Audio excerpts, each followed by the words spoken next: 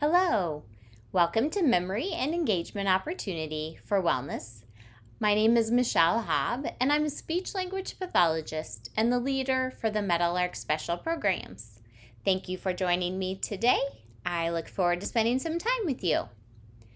So the purpose of the Memory and Engagement Opportunity is to start with engaging, appropriately named, and attending to tasks.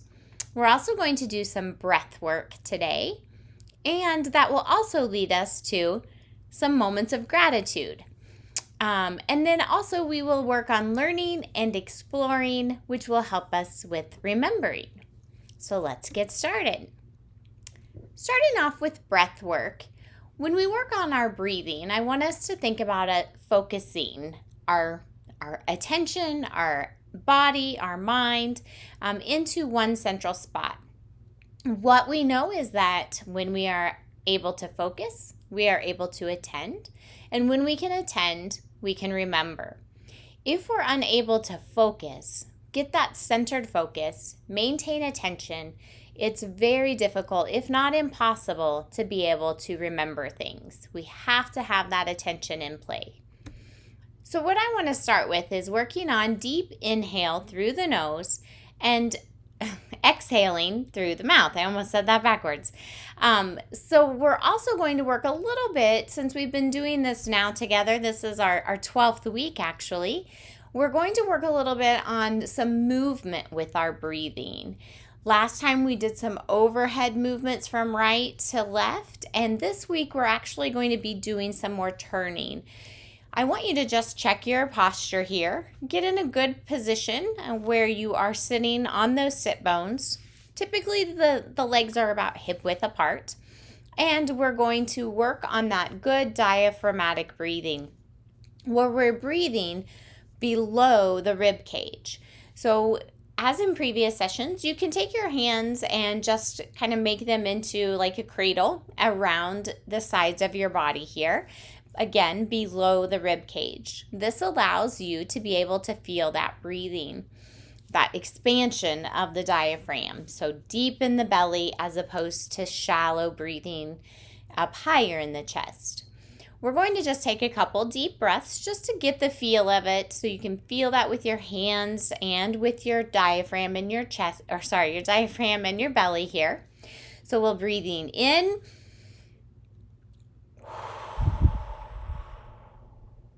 In.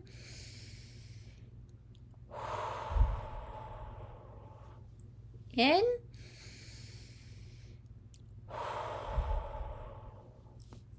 Very good. Now we're going to go ahead and take that right hand up, and we're going to breathe in, and as we exhale, we're going to turn and push that air out. And as you do that, you're squeezing and compressing on the left side of your body, so you can really feel that smallness of the left side as you push all the air out. So as we're exhaling, we want to make that stomach smaller. Obviously, we're talking about the diaphragm here. But if we're adding in that twist, you can get a little bit more feel of how those stomach muscles can help you to exhale. So we're going to breathe in deeply and then push away and crunch down on the left side of your body here as you exhale. So we're breathing in.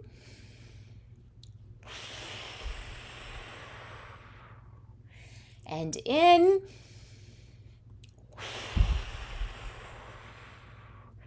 Good. I hope you can really feel that push, that crunch, if you will, of the belly, squeezing all of that air out. I want you to kind of envision that your diaphragm is a balloon, and as we breathe in, it's getting full, and as we exhale, we're really pushing on that left side and just squeezing all the air out of it. Okay, so let's do that 2 more times, where we're squeezing and using our right hand to push all the air out of the left side of our body. So breathe, big breath in.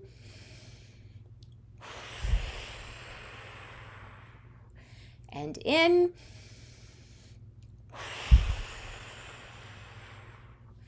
Very good. Now let's take a couple deep breaths here. We're going to raise that left arm up. Go ahead and put that right hand on the right side of your body. So again, you can have added feel and feedback of what's happening as you exhale. So we're breathing in.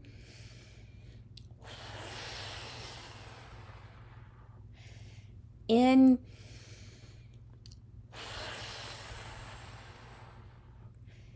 In.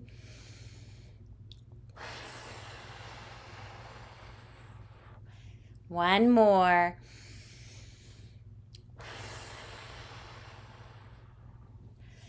All right, very good. So I'm hoping that felt a little different than in our previous work that we've done.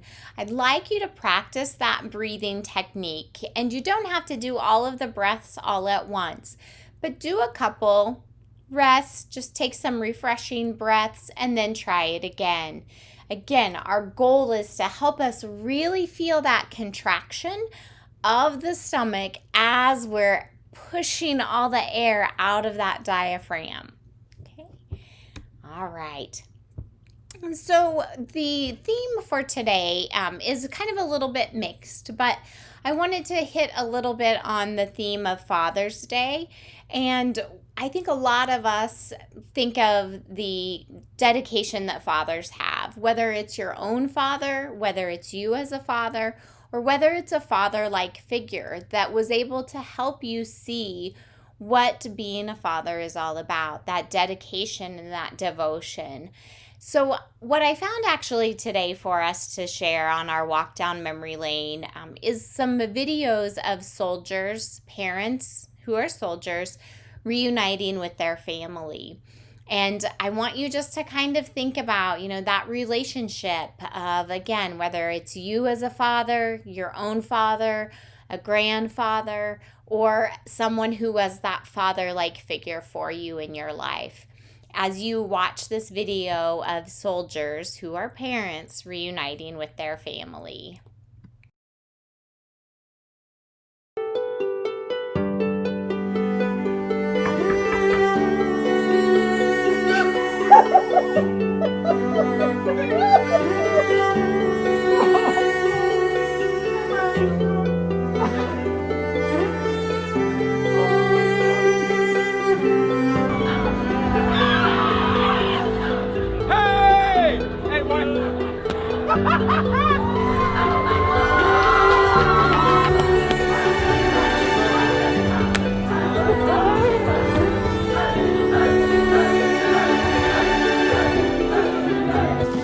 Congratulations, Mr. and Mrs. Merrick.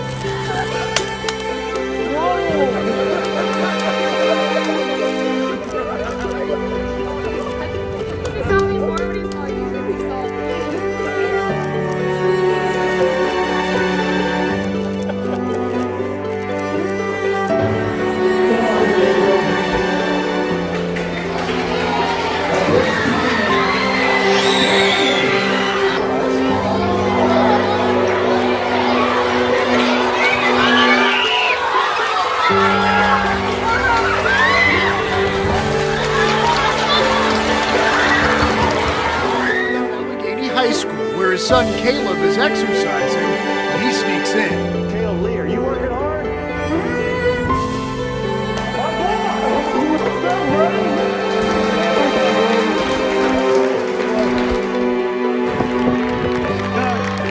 Let's go! Come on! Come on!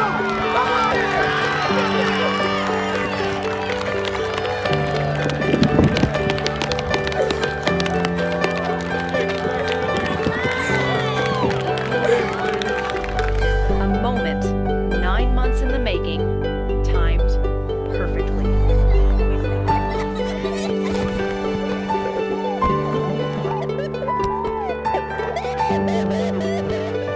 Not a dry eye in the stands.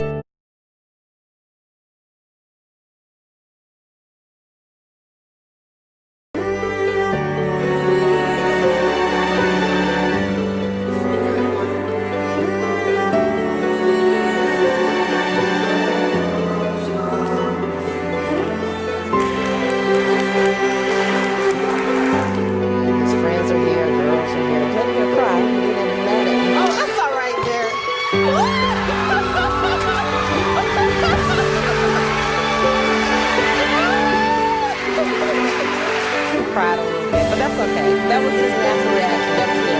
And that's really the reaction I thought it would have.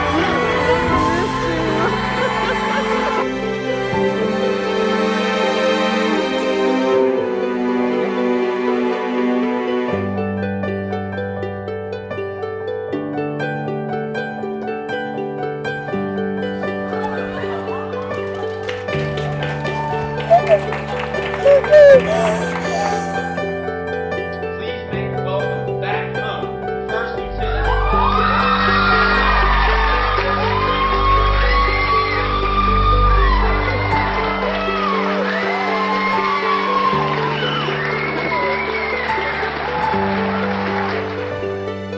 In between innings, the fanatic dance, and then all of a sudden, his mom, Yori, the lead, deployed in Southwest Asia. Go, Daddy. Go, Hey. Go with me.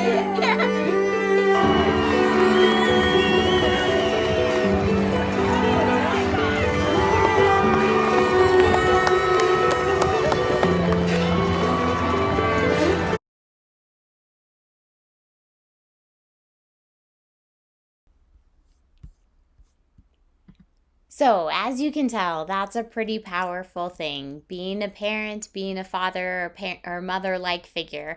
And again, I just think that the power of that family, no matter how old you are or how young you are, is pretty undeniable.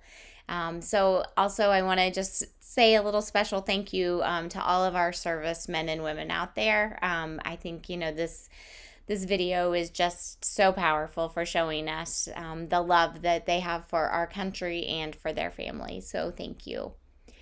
All right, so a walk down memory lane continues. In your journal or your log, I'd like for you to write about your most memorable time with your father or father figure. So again, the goal for this is looking at some reminiscing, thinking about things that are powerful and meaningful to you. And I think one of the things we haven't talked about in our sessions here, when we're doing our walk down memory lane, I want you to think about like more than just what actually happened in that moment, but what were your feelings? What was the setting? What were your sensory things that were happening? What was the sensory input that you were getting? Was in that moment, was it hot? Was it cold? Were there smells that you remember? All of those types of things help us with remembering. So I want you to incorporate those in your log this week of jotting down about your memorable time with father or father figure. We started working on naming and categories last week, and we're going to continue that this week. The goals that we're working on when we're naming in categories is looking at word finding. How can we organize? How can we find the words that we're looking for?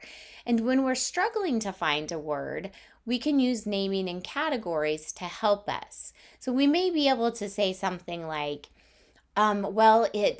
it's in the same category as apples and bananas and oranges. Oh yeah, it's a grapefruit, right? So you're naming in categories, you're looking for words, you're thinking of organizational strategies to help you come up with the word. And then also the other big point here is that even if you're not able to come up with the exact word that you're looking for, if you can name other words within those categories, then it's very likely that your listener will be able to figure out what it is that you're trying to say. And even if they're not, they'll help you get even closer to what it is. And they'll at least have the right category or the right relationship that you're trying to express. The other thing that we do when we're working in categories is it helps us to visualize. And visualization of objects or actions, it's a very powerful strategy that we use in word finding. Also, subcategorization helps us, again, with our word finding and our organizations. It helps us to be more specific, to eliminate things that maybe aren't as important when we're in a communication with other people. So these are our 4 main goals, again, when we're looking at categorizations as well as when we're working on word finding. So a review from last week, we wanted to work on showing your brain some love by challenging it and listing items in the produce section. That was 2 weeks ago, actually. And then this last week, then what we did was work on naming, where we had categories, but then we also had to subcategorize that and name things name within those categories that start with specific letters. And we chose the R, the W, and the B because last week was Flag Day that we were celebrating. So we used red, white, and blue as our lettering sequence here. So our targets were places. So just an example, I wanted to give you some examples here. So for places, I came up with Russia, Wisconsin, and a bar. So the goal that I was hoping to see here is that your places can be anything. And again, even though places is a very broad category, when we use then our letters, we can then be more specific. So I used Russia as like my big picture, right? So worldwide, then a state of Wisconsin, and then more of a local regional type of concept for the bar. So when we looked at women's names, I used Ruth, Wilma, and Betty. And for exercises, run, water aerobics, and bench press. So those were my examples that I came up with here. I hope that you did some of this homework on your own and came up with maybe even more than just the 3 targets for each of those different categories. So we're working on word fluency, as I mentioned, and part of that is having confidence. If we consistently practice naming, talking in general, our confidence in word finding is enhanced. Thus, our word fluency is much smoother and higher. When we're working on word fluency, we're also working on memory skills. So what are those words that we're trying to retrieve? What are those patterns or those categories or those activities that help us to then put all of these words into fluent speech and fluent naming tasks? We can also work on word fluency by coming up with associations.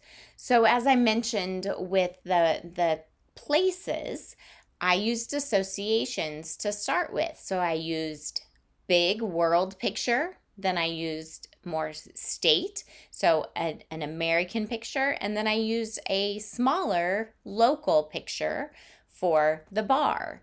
So it's important then to look at associations. How are things related? And that helps us to get that fluency, those words out, the accuracy, and the rate of those words. And finally, looking at flexible thinking. With enhanced word fluency, we show more flexible thinking. We can think from one way to another way, just as I demonstrated again with taking the word finding down the big picture route, that more gestalt route, and then narrowing that focus to a smaller area, an even smaller area.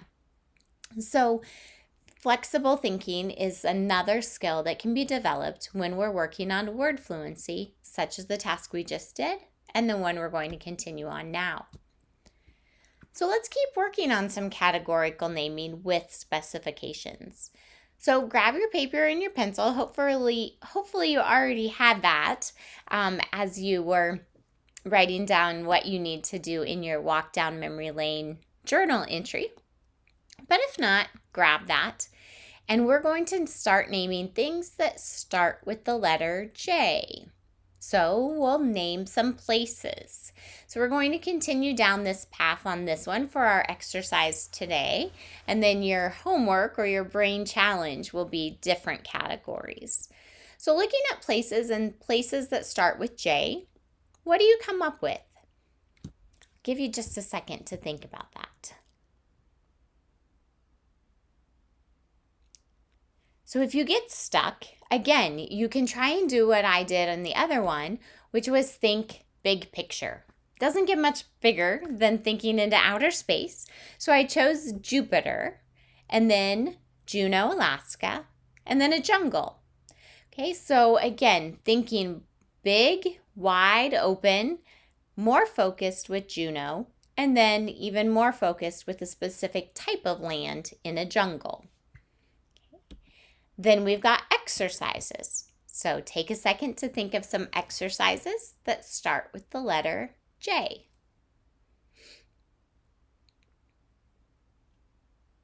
Go ahead and jot those down.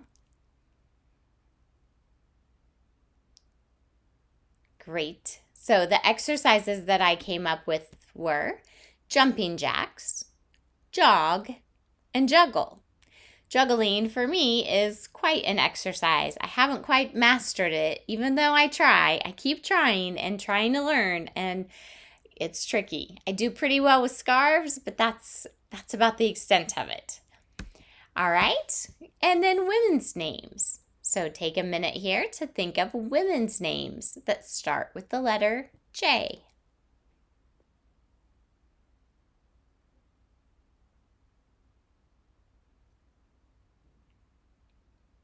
All right, what did you come up with? All right, let's see. So I came up with some friends' names, Janae, Jeanette, and Joe. Those are the ones that I came up with. So you could have come up with a lot of other ones, but what I want you to do is just look at the logic here in what I did, especially again in the places. And then the other thing you can look at in exercises is more of, that full body. So when I started thinking of the exercises, I started thinking of full body, the jumping jacks, the jogging, and then narrowed it down more to just juggling.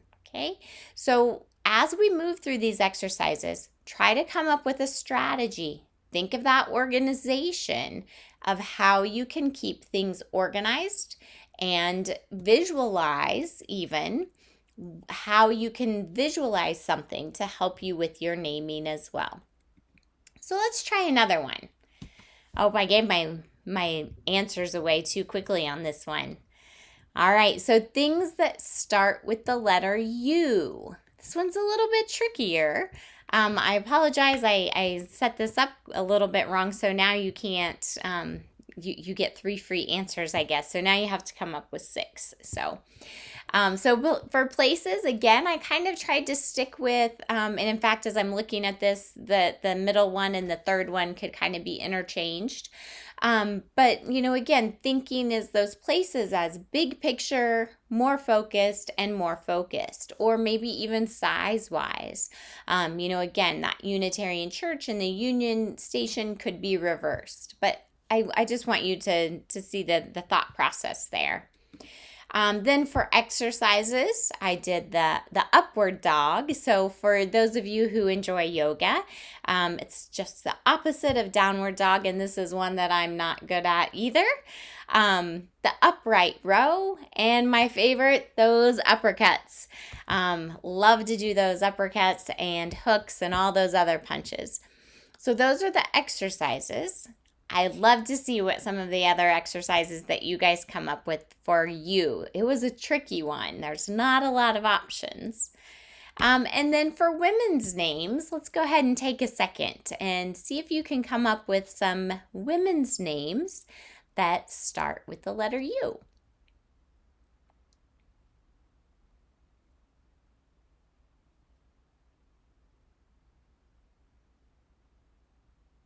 All right, so these are the ones that I came up with, and I have to confess, I did have to double check because when I was especially, I kept wanting to put an E in front, like for example, Eunice I wanted to do, but that has an E, so I had to change some of my thoughts. So anyway, so these are the names that I came up with here for the women's names that start with U. So again, word fluency, I want you to keep working on this. So I want you to go back to those same categories, the places, exercises, and women's names. And I want you just to name all of them. Okay, just name. No specifications. It doesn't have to start with a certain letter, but I just want you to start, and I want you to play with it and see how did you do? Number one, was it easier to come up with just all of these words that are places, exercises, and women's names? Or was it more challenging? Also, I want you to think about the organization that you use. Did you use visualization? Did you use space? Did you use semantics? How did you come up with all of your words? Okay, so no specifications on you. Just come up with as many words as you can for places, exercises, and women's names. So in review, word fluency is an important skill to practice. As with anything, the more that we practice, the better we do. Not only performance, but also confidence. So your homework is to do this every day, every single day. That's what we said in our voice class today, every single day. So find time to attend to a task. Maybe it is something, we haven't talked about this for a couple weeks and kind of reviewing this, but maybe you read an article from the Messenger and then you wait 3, 5, 8, 12, however many minutes it is to challenge yourself, and then try to recall all of the things, or at least a couple of the things that you read within that article. You could do the same thing for a news segment that you watch on television, or an article that you read in a magazine, or a phone conversation that you have with a friend. So find time to really pay attention. Maybe even try doing your deep breathing exercises before you engage in that attention task to ensure that you've put yourself in a good spot to do your attention work. Stay connected. Call or write a friend or a family member. Reach out to people and work on that communication. The more we talk, the better we talk. So keep talking. Stay connected. Move multiple times a day. So a few ideas, are those toe taps or heel raises, sitting to standing, sit to stand, squat, obviously going for a walk, doing the exercises that Jeff leads on channel 1960, anything to get you up and moving. And don't forget, housework counts too. That's up and moving. Cleaning the mirrors, vacuuming, whatever it might be, that's keeping you moving, and that's good for the heart, which is thus good for the brain. Practice your deep and focused breathing, which we talked about. And remember, this week I want you to work on exhaling as you push to the left and exhaling as you push to the right. And as you exhale, you're really squeezing and contracting the abdomen in order to squeeze all that air out of the diaphragm. All right, continuing on with your homework. Your challenge for this week is to continue to work on this the category specifications. And I want you to name in 3 different categories. You're going to be naming desserts, different dog breeds, and different vehicles. Okay. Now, each of those categories, the desserts, dog breeds, and vehicles, I want you to name, and they start with the letter F, they start with the letter D, and they start with the letter G. Okay. So again, 3 per category. So 3 that start with F for desserts, 3 dog breeds that start with F, and 3 vehicles that start with F. So just a little kind of come back to the theme of the session today. The reason I chose these letters was because of father, dad, and grandpa. So that's why I chose the F, D, and G.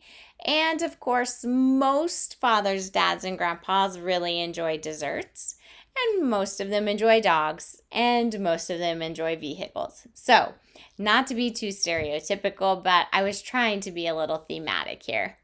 So those are your assignments for this week. I will also have this printed in the messenger just in case you need a little reminder or a little incentive to help you keep working through the week. So until next time, practice your physical distancing. Wear a mask. Stay connected with others. Don't let the physical distancing interfere with your emotional well-being. And be well. I enjoy you taking time to be with me, and we'll see you next week. Bye.